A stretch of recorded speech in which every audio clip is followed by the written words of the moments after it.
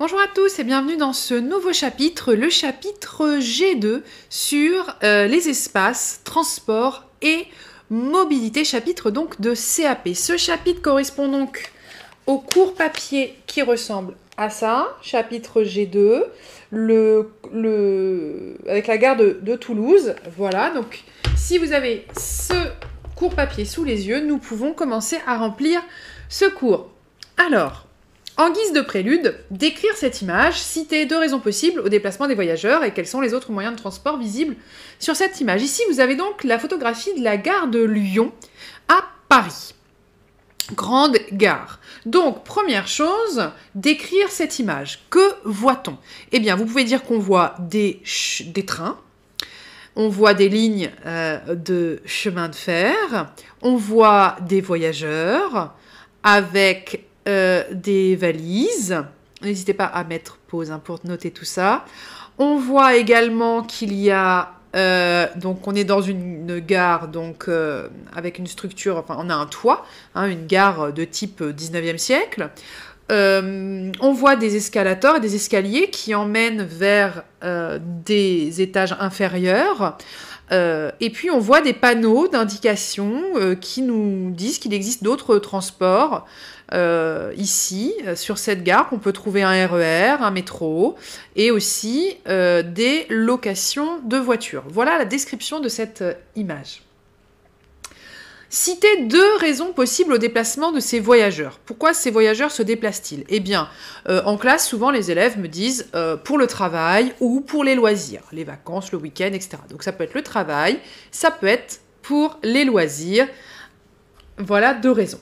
Alors, quels sont les autres moyens de transport visibles sur cette image? Eh bien, les autres moyens de transport visibles sur cette image, c'est le métro, 2 lignes ici, le RER, et la voiture.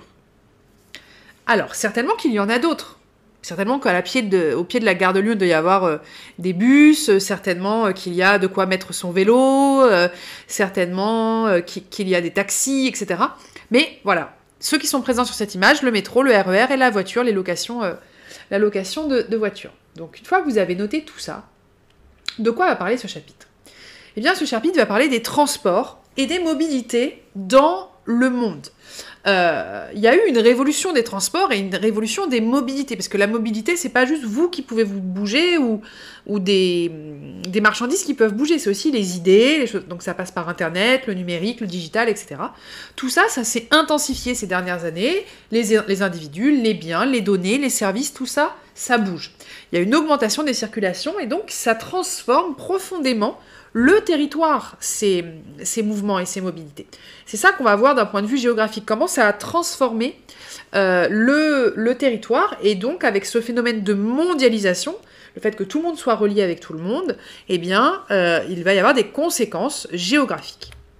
D'abord, du coup, il faut bien sûr définir ce que c'est que la mondialisation. La mondialisation, c'est un processus multiséculaire. Alors, séculaire, c'est l'adjectif pour siècle. Donc, multiséculaire, ça veut dire plusieurs siècles.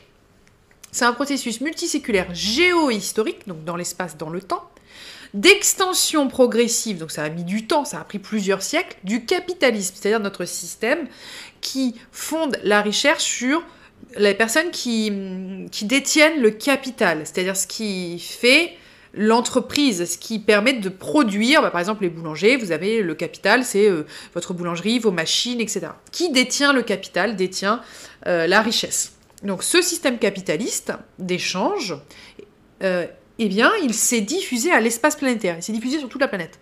En gros, pour faire simple sur cette définition, tout le monde échange avec tout le monde. Tout le monde échange avec tout le monde aujourd'hui sur toute la planète. Et le meilleur exemple que je peux vous donner, c'est celui que j'ai donné à mes élèves en cours hier, c'est la pandémie de Covid, de coronavirus. C'est bien un exemple qu'on est sur un système mondialisé. Si on n'était pas sur un système mondialisé, il y aurait eu un virus en Chine, il ne serait jamais arrivé jusqu'à nous. Il ne serait pas arrivé en Europe, il ne serait pas arrivé en Suède, il ne serait pas arrivé au Maroc, il ne serait pas arrivé aux États-Unis, au Brésil, au Chili.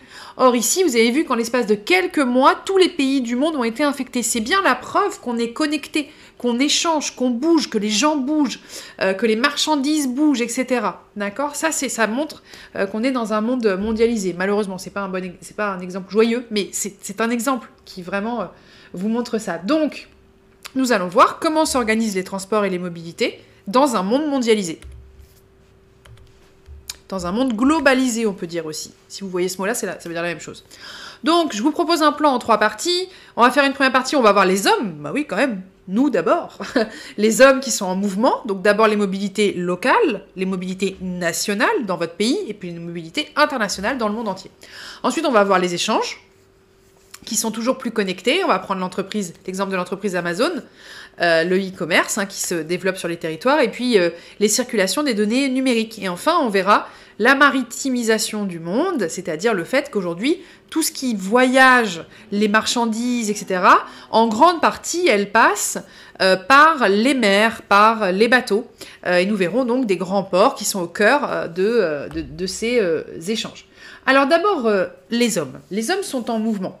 Les mobilités d'abord locales et nationales. Dans le chapitre G1, souvenez-vous, on avait vu les territoires du quotidien et on avait représenté chacun son territoire du quotidien avec les routes qu'on prenait, le train, le bus, la voiture, etc. Donc je vais vous redemander ici quels sont les transports que vous utilisez dans votre quotidien et quels sont les transports que vous utilisez plutôt une fois par an. Donc vous notez, dans le petit carré en dessous, quels sont les transports que j'utilise dans mon quotidien. Moi, par exemple, j'utilise le bus et le métro à Rouen au quotidien, et le train quand je veux sortir de Rouen. Et de façon annuelle, je vais utiliser l'avion.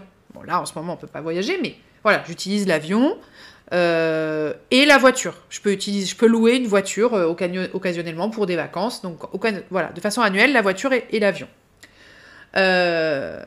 Ensuite, quelle est la durée... Il y a une faute. Deux LE, c'est mieux. Quelle est la durée quotidienne de mes transports entre le travail et mon domicile? Donc, vous notez la durée quotidienne de ces transports. Alors, je vous rappelle que ça s'appelle les migrations pendulaires. C'est les migrations qu'on fait sur une journée pour aller travailler. Entre le domicile et le travail, moi, je mets... de porte à porte, ça doit mettre 30 minutes. 25-30 minutes. 30 minutes. Voilà, vous mettez, votre durée. Vous rendre compte de ce que c'est déjà, vous, votre mobilité au quotidien. Oui, on parle de vous dans le chapitre. Et puis enfin, il faut bien se souvenir de ce que sont les échelles. On l'avait fait dans le chapitre G1, les échelles, mais c'était en première année. Donc là, ce chapitre est un chapitre de deuxième année, de fin de deuxième année. Donc c'est les deux vraiment chapitres opposés. Donc petit rappel, essayez de classer les échelles du local au mondial. Vous mettez pause et vous me faites ça. Et quand vous enlevez pause, je vous donne... la réponse. Alors, le local, le plus proche de vous, bien sûr, c'est la ville. Donc, c'est l'échelle locale. Ensuite, vous avez votre département, l'échelle départementale. Ensuite, numéro 3, vous avez votre région. Donc là, c'est le Val-de-Loire, pour les gens de Blois. Donc, l'échelle régionale. Ensuite, vous avez votre pays. Donc, c'est l'échelle nationale, la France. Ensuite, vous avez votre continent. Donc le 5e, l'échelle continentale, et puis enfin le 6e, c'est la Terre, votre planète, l'échelle planétaire ou l'échelle mondiale ou l'échelle globale. Les 3 mots fonctionnent, planétaire, mondial, local. Voilà, donc pensez bien quand vous parlez des mobilités de bien parler à la bonne échelle. À quelle échelle on parle? On parle de gens qui bougent à l'intérieur de leur ville pour aller travailler tous les jours, ou des gens qui font New York, Londres une fois par semaine parce qu'ils travaillent. C'est pas la même chose, on n'a pas les mêmes types de mobilité. Donc ces déplacements et ces mobilités, elles ont des conséquences sur le territoire, elles ont des conséquences sur les habitants. Par exemple, il faut aménager. Si vous voulez que les gens bougent, il faut aménager des gares, par exemple. Et donc là, vous avez un atelier sur la gare de Toulouse que vous ferez dans la classe autonome. Il faut aménager les routes, il faut que les routes soient praticables, il faut aménager des aéroports, il faut aménager les métros, il faut aménager des stations à vélo. Enfin voilà, ça a une influence sur votre territoire au quotidien. Ça a une influence sur votre mode de vie. Donc les migrations pendulaires, donc vous pouvez rajouter dans les petits pointillés ce que c'est. La migration pendulaire, c'est le déplacement entre le travail et le domicile. C'est un déplacement qu'on fait sur une journée, d'où le mot pendulaire. Ça fait le tour d'une pendule. En 24 heures, on se déplace pour aller travailler. Alors ça va de plus en plus loin. Je vous avais dit dans le premier chapitre, il y a des gens tous les jours qui font Paris-Londres, par exemple, en Eurostar. Comme il y a des gens qui travaillent en bas de chez eux. Ou moi, mon agence de soutien scolaire, elle est de l'autre côté du mur là-bas. C'est pas très loin. Je fais une petite migration pendulaire de 5,7 secondes. Voilà, du coup ça joue forcément sur le territoire. Et les migrations pendulaires, elles sont de plus en plus grandes parce que les villes s'étendent de plus en plus, on l'avait vu avec la périurbanisation, hein, ce processus d'extension, d'agrandissement des zones urbaines vers la périphérie. Les gens vont habiter de plus en plus dans la périphérie parce que c'est cher les centres-villes, et du coup les migrations pendulaires sont de plus en plus importantes. Les gens prennent de plus en plus leur voiture pour rejoindre leur espace de vie qui va être plus vers la campagne, et ils vont travailler plus vers les villes. Donc vous notez bien cette définition. Donc voilà à l'échelle locale. Maintenant, si on regarde à l'échelle internationale, il y a aussi des migrations, il y a aussi des mouvements. Les hommes se déplacent. Ils se déplacent au quotidien, ils se déplacent dans des migrations internationales. Alors, ça peut être pour des mobilités touristiques, mais ça peut être aussi pour des migrations autres, notamment économiques ou pour des zones de guerre, etc. Donc, les motifs sont différents. Alors, je vais vous demander de me trouver les différents motifs de migration. Pourquoi est-ce qu'on bouge? Alors, attention, on ne bouge pas pour aller à Paris. Hein. On part d'un pays pour aller vivre dans un autre pays plus ou moins longtemps, plus ou moins pour quand même quelques mois, quelques années. Donc, quelles peuvent être les causes? Alors, vous pouvez noter ici, première cause, par exemple, c'est les études. Il y a des gens qui partent faire 1 année, 6 mois, 2 ans d'études à l'étranger. Vous pouvez le noter ici, les études. Et vous n'oublierez pas de faire un petit dessin, puisqu'une mind map n'est valable que s'il y a un dessin. Alors vous mettez un petit diplômé ou quelqu'un qui fait ses études. Ensuite, ça peut être pour le travail. Ici, vous pouvez mettre quelqu'un qui travaille. Ça peut être pour le travail, des gens qui partent d'Europe pour aller travailler aux États-Unis ou d'Inde pour aller travailler à Dubaï, par exemple.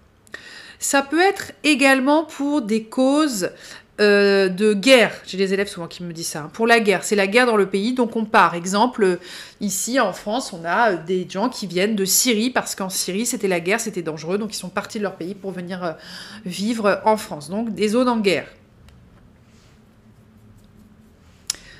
Ça peut être aussi pour des raisons économiques. C'est-à-dire que vous voulez mieux vivre, vous voulez partir d'un pays qui est pauvre pour aller mieux vivre, offrir une meilleure chance, une meilleure qualité de vie à vos enfants, donc ça peut être aussi ici économique, vous dessinez des dollars. Alors, les mobilités aussi, à plus ou moins court terme, ça peut être le tourisme, ça on peut le mettre aussi. Hein, le tourisme, c'est une mobilité plus courte certes, mais c'est un motif de mobilité. Ensuite, dans le vert ici en haut, vous pouvez mettre l'environnement. Quand je dis ça encore, souvent les élèves me disent quoi? Oui, l'environnement en fait, c'est-à-dire qu'il y a des zones aujourd'hui qui ne sont plus habitables parce que certaines îles, l'eau de la mer est montée, donc l'île a pratiquement disparu, c'est plus habitable. Il y a des zones où il y a eu tellement de réchauffement climatique que c'est impossible de vivre, il fait trop chaud. Certains territoires en Afrique, pas très loin de l'équateur, il fait trop chaud les gens, et ça va arriver de plus en plus. Ce qu'on appelle les migrants environnementaux, c'est des gens qui vont bouger à cause du réchauffement climatique, parce que ce sera invivable de vivre dans certaines zones d'ici 50 ans. Vraiment, c'est la famille. En orange ici, la famille. On peut bouger pour des raisons familiales, bien sûr, pour aller voir sa famille. C'est pas forcément du tourisme, c'est vraiment juste parce que la famille habite à l'autre bout du monde ou au sud de la France, ou dans le nord de la France. Voilà, on va bouger pour la famille. Voilà, la première partie du cours s'arrête ici. Je vous donne rendez-vous pour la suite dans la partie 2 de ce chapitre G2. Ciao!